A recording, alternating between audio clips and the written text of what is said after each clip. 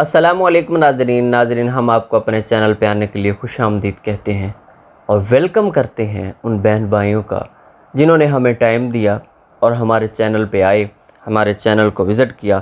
آج ایک نئی ویڈیو کے ساتھ حاضر خدمت ہیں کہ گوشت کو کاٹنے اور محفوظ کرنے کے ٹوٹکے آپ کو بتانے آئے ہیں۔ ناظرین، عید کی آمد ہے۔ عید الاضحیٰ مسلمانوں کا مذہبی تہوار ہے جس میں مسلمان گائے، بکری، بھیڑ اور اونٹ کی اللہ کی راہ میں قربانی کرتے ہیں۔ شریعت کے مطابق قربانی کا یہ گوشت 3 حصوں میں تقسیم کیا جاتا ہے، جن میں ایک حصہ غریبوں کے لیے، ایک حصہ رشتہ داروں کے لیے اور ایک حصہ اپنے لیے رکھا جاتا ہے۔ قربانی کے گوشت کی کٹائی اور پھر اس کا محفوظ کرنا ایک مشکل مرحلہ ہوتا ہے، خصوصاً گرمیوں میں گوشت کے خراب ہونے کا خطرہ زیادہ ہوتا ہے۔ اس لیے اسے محفوظ رکھنے کے لیے چند باتوں کا معلوم ہونا ضروری ہے۔ گوشت کو محفوظ رکھنے کا صحیح طریقہ جاننے سے پہلے یہ بات بھی جاننا ضروری ہے کہ گوشت کو طویل عرصے رکھ کر کھانا بھی درست نہیں۔ گوشت کو 3 ماہ سے زیادہ سٹور نہیں کرنا چاہیے، کیونکہ زیادہ عرصہ رکھنے سے گوشت کی غذائیت اور ذائقہ ختم ہو جاتا ہے۔ ناظرین، قربانی کے گوشت کو کاٹنے اور محفوظ کرنے کے لیے ہم آپ کو بتانے جا رہے ہیں کہ کن کن باتوں کا خیال رکھنا چاہیے۔ تازہ کٹے ہوئے گوشت کا درجہ حرارت تھوڑا زیادہ ہوتا ہے، اس لیے سب سے پہلے اسے ٹھنڈا کرنا ضروری ہے۔ اس لیے گوشت کو ٹھنڈی جگہ رکھا جائے تاکہ اس کا درجہ حرارت کم ہو سکے۔ نمبر 2 پہ ہے قربانی کے گوشت کو فریز کرنے سے پہلے گوشت کے پارچوں کو اچھی طرح دھو لیں اور چھلنی میں رکھ کر اس کا پانی نکلنے دیں، پھر چاہے اسے پارچوں کی شکل میں رکھیں یا بوٹیوں کی شکل میں یا کیما بنوا لیں۔ نمبر 3 پہ عام طور پہ جتنا گوشت ایک وقت میں استعمال کرتے ہیں اس حساب سے چھوٹے چھوٹے پیکٹ بنا لیں۔ ایئر ٹائٹ تھیلیوں میں اس طرح بند کریں کہ نہ اس میں پانی ہو اور نہ ہی اسی میں ہوا ہو۔ چاہے تو یہ پیکنگ ڈبل بھی کر سکتے ہیں تاکہ گوشت کی نمی برقرار رہے۔ ناظرین، نمبر 4 پہ ہے ہڈیوں والے گوشت یا ہڈیوں کو پیک کرتے ہوئے خیال رکھیں کہ نوکیلی ہڈی کی وجہ سے پیکنگ نہ پھٹے۔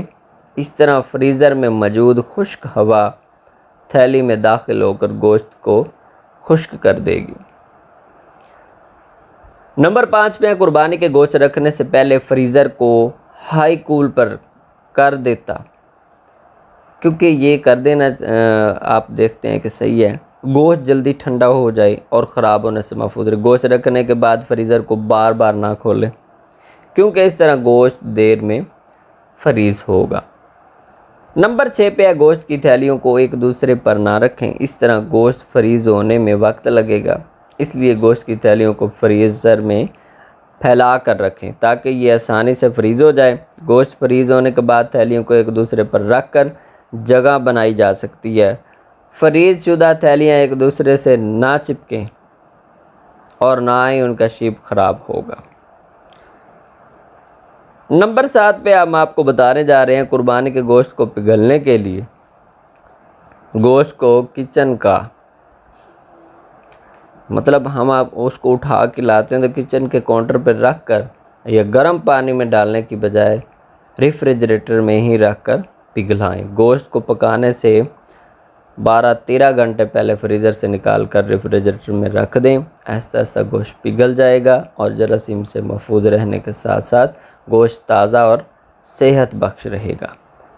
اکثر لوگ پگھلا ہوا گوشت دوبارہ فریز کر لیتے ہیں، جبکہ ایسا کرنا درست نہیں۔ گوشت پگھل جائے تو اسے دھو کر استعمال کریں۔ قربانی کے گوشت کے پیک پر نام لکھنا نہ بھولیں تاکہ آپ کو پتہ ہو کہ اس میں کس طرح کا گوشت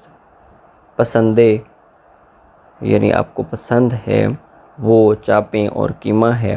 اس طرح آپ کو اپنی ضرورت کا پیک ڈھونڈنا نہیں پڑے گا۔ نمبر 10 پہ ہے قربانی کے گوشت کی پیک ختم کرنے کے لیے آپ اس کو کتنا عرصہ ہونا چاہیے۔ یہ جو پیکنگ آپ کرتے ہیں اس کو تقریباً آپ پہلے بھی ہم آپ کو بتا چکے ہیں کہ 3 ماہ تک کھانا، کیونکہ فریز ہونے سے اس کی وہ غذائیت و ذائقہ ختم ہو جاتا ہے۔ اور قربانی کے گوشت کی حیض ختم کرنے کے لیے پکانے سے پہلے گوشت کو نمک، پانی، بیسن اور سرکہ، یہ لیموں کا رس ملا کر دھو لیں، پھر پکائیں تو وہ حیض اور سمک وہ جو اسمیل سی آتی ہے وہ ایک قربانی کے ایک گوشت کی ایسے سمجھے خوشبو ہے، وہ ایک اللہ کے نام کی خوشبو، مطلب آپ اللہ کے نام پہ کرتے ہیں، اس میں طاقت ہی بہت ہوتی ہے۔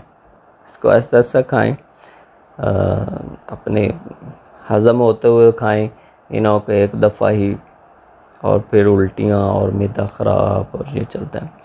نیکسٹ ویڈیو کے لیے پھر حاضر ہوں گے، تب تک ہمیں اجازت دیجیے۔ السلام علیکم ورحمۃ اللہ وبرکاتہ۔